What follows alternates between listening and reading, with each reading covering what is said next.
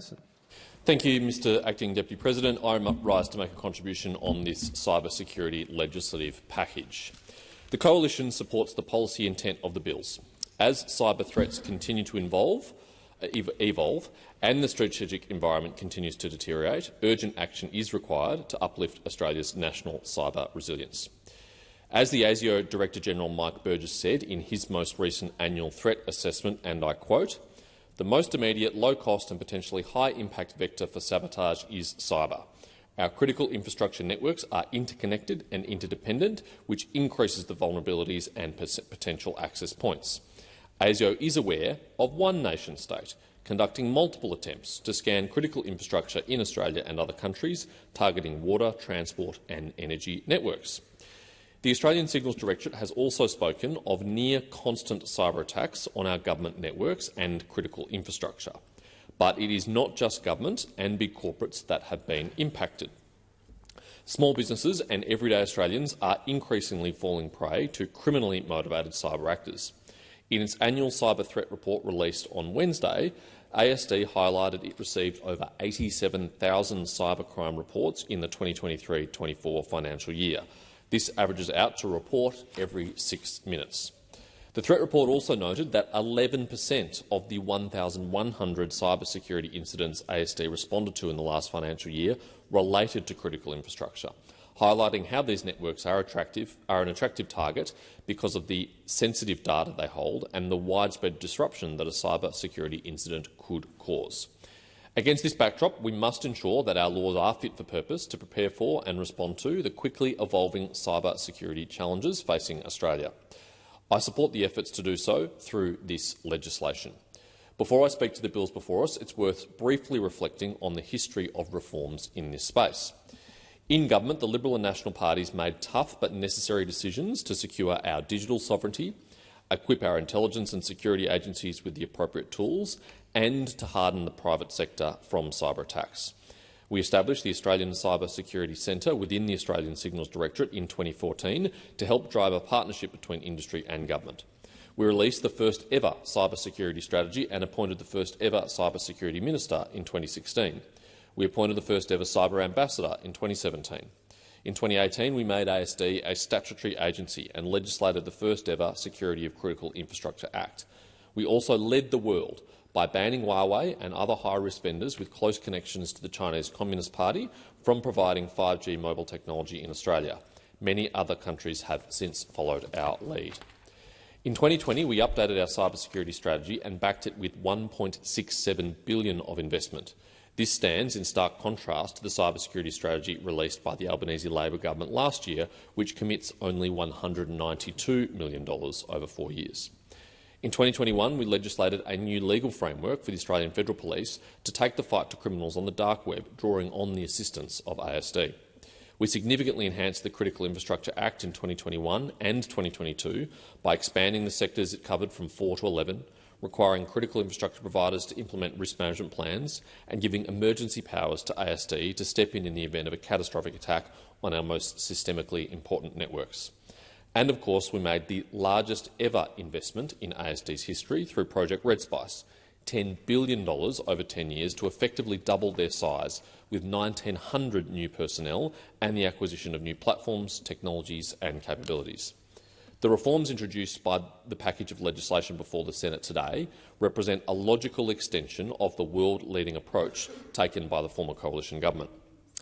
The Security of Critical Infrastructure Legislation Amendment Enhanced Response and Prevention Bill contains a number of provisions that extend the powers of the existing SOCI framework, most significantly by expanding government assistant powers to facilitate the use of last resort directions for managing the consequences of all hazards incidents. I'd like to remind the Senate that, in the wake of the Optus and Medibank cyber incidents in 2022, the then Minister for Home Affairs and Cybersecurity, Claire O'Neill, trashed the SOCI Act, saying, quote, "That law was bloody useless, like not worth the ink printed on the paper. When it came to actually using it in a cyber incident, it was poorly drafted." On a separate occasion, she actually praised the SOCI reform, saying, "If you look at the work that was done on the Security of Critical Infrastructure Act in the last parliament, when I described that law to politicians around the world, their mouths are open thinking, how can we construct something similar in our country?" It's somewhat ironic, then, that the backbone of Labor's now much touted cyber legislation is a modest and logical extension of the SOCI reforms introduced by the previous government. Former Minister O'Neill's desperation to politicise what should have been bipartisan national security policy is unfortunately emblematic of Labor's broader, chaotic approach when it comes to national security. But it is good to see that the government has finally seen reason as to the merits of the coalition's world-leading SOCI reforms, to the point that they've decided to double down on our approach, and I welcome the SOCI measures included in the legislation before us. I also welcome the limited use provisions in this legislation, which will provide assurance to entities that the information they disclose to government about cyber incidents will not be used against their incidents in the future. We need seamless, time-sensitive sharing of information between government and business when there is a cyber attack. We can't afford for any CISO or their CEO to hesitate to pick up the phone to the ACSC and share what they know. I asked the former Director-General of the Australian Signals Directorate, Ms Rachel Noble, about the merits of limited use provision at a Senate estimates hearing 2 years ago. Ms Noble reflected, and I quote, "Speaking purely from ASD's perspective, I think the safe harbour concept is a most excellent idea because, to your point, where there is ambiguity, if I'm dealing with a government, do you hand that information to other government departments or don't you? How can I be sure that won't occur without my permission?" and so forth. So from an operational perspective, in that heat of the incident, if you will, when we're still trying to pull people out of the water and into lifeboats, to have that absolute confidence for the private sector that at the very least their operational engagement with ASD would be exempted from the inquiry of others, whether they are other government agencies or other people scrutinising the process, like we've seen in class action lawsuits, for example, that is very attractive to us as well. I first publicly called for a legislated limited use obligation on the 22nd of March 2023. And I note that, if the Australian government had moved more quickly with this reform, it may have gone some way to address the declining willingness from industry to share information with ASD in a timely way, which we have witnessed in the intervening years. The proposed mandatory standards for smart devices in the cybersecurity bill are welcome and long overdue. I note that the proposal to introduce minimum standards for internet-connected devices was first canvassed by the former government in the July 2021 discussion paper stemming from the 2020 cybersecurity strategy. The need for these reforms has become more acute in recent years, as we have learned more about the national security risks of internet-connected devices. In this term of parliament, I've conducted successive audits which revealed hundreds of Chinese-manufactured cameras, drones and internet-connected solar inverters in use across the Commonwealth Government on many sites, including many in our defence and law enforcement agencies. As a result, departments and agencies committed to removing more than 1,000 cameras made by Hikvision and Dahua from Commonwealth sites. Many agencies, including the Australian Border Force and the ADF, have grounded their fleet of drones made by DJI.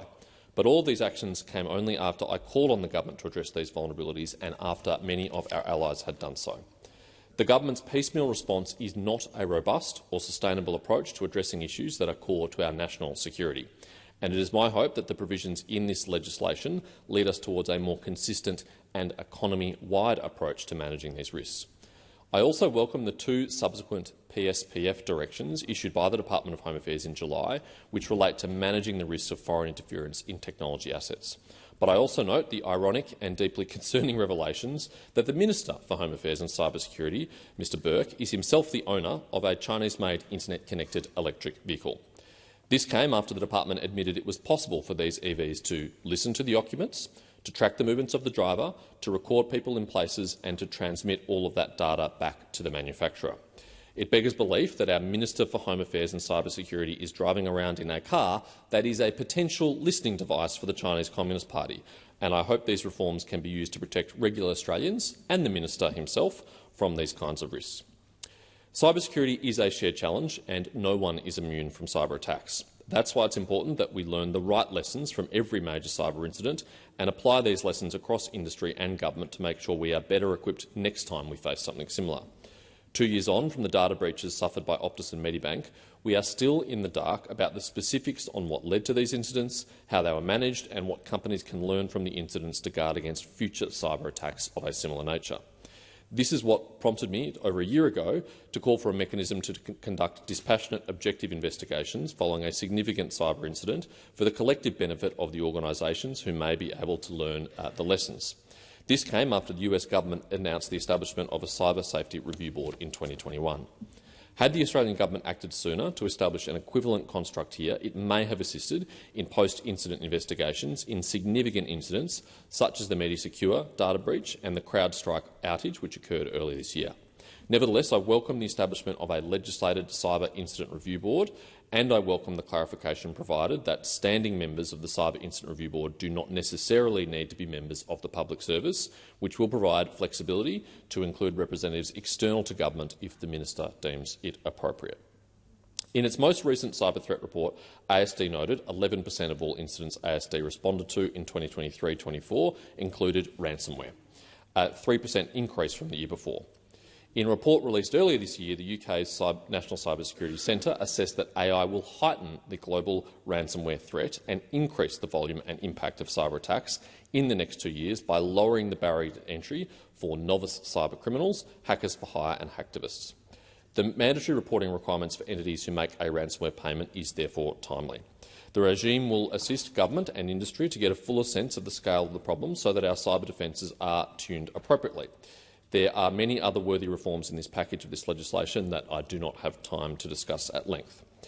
While the Coalition does support the policy intent of the bills, we do continue to hold significant concerns about the government's rushed process and limited time for parliamentary scrutiny, which increases the risks of overlooking unintended consequences and drafting errors in the legislation. The former Minister for Home Affairs and Cybersecurity originally announced the development of the most recent cybersecurity strategy on 8 December 2022. The strategy was released on 22 November 2023, and on 19 December 2023 the Department released a consultation paper on legislative reforms arising from the cyber strategy, which informed the current bills. The Department of Home Affairs consulted on a targeted exposure draft of the proposed legislative reform between the 4th of September and the 11th of September this year, and the government then introduced the bills on the 9th of October and referred them to the PJCS on the same day, with submissions due by the 25th of October. This means that stakeholders had only 2 weeks to make a submission on the bills, and the PJCS had just a month to consider and report on the bill. Given these reforms have been in train for close to 2 years, it is inexplicable that the government has seen fit to reduce the time for parliamentary scrutiny in its desperation to pass the legislation before the end of the year. Multiple stakeholders shared these concerns during the PJCS inquiry. The government has shown disregard for these concerns, and it remains clear that the condensed inquiry timeframe is not sufficient to properly scrutinise what are highly complex and consequential legislation. The Intelligence Committee report canvasses numerous issues identified throughout the inquiry, which has prompted the government to amend their own legislation in line with some of those recommendations. It stands to reason, though, that a more extensive scrutiny process would reveal even more that warrant further consideration.